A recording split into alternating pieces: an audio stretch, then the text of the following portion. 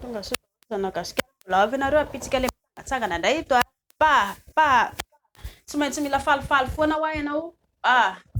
pa pa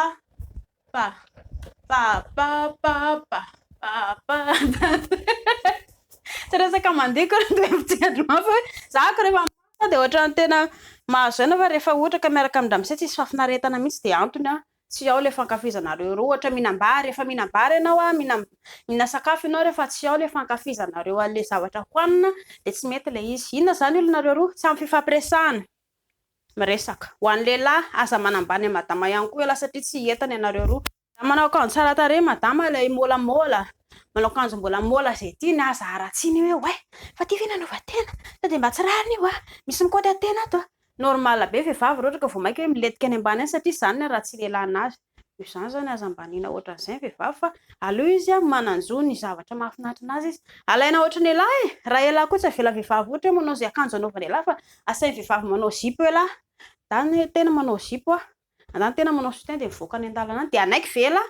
tsy anaiky an'izany ela dia vehivavy koa aza gejaina fanangejany zany ny tokantrano fiafiana maro zany fa mila manafatokisana madama ela tsy voatery akory madama andeha ampirafy raha ohatra ka manao akanjo tsaratsara izy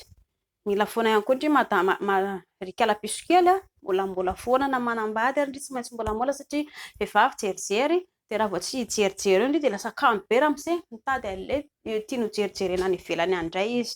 dia inona zany tokony ataonareo roa mba hoe atsara le izy mba anajanon'ilay masta fampiresaka mianatra natao hoe libido mankafy ny tenanao dia ankafizo le olona miaraka aminao rehefa ankafizinao io olona miaraka aminao io dia mety foana le izy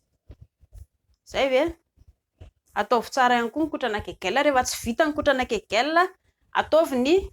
toerika ohatra le ataoko eo tsy misy olan'izany dia vita nikotrana kegel mazotoa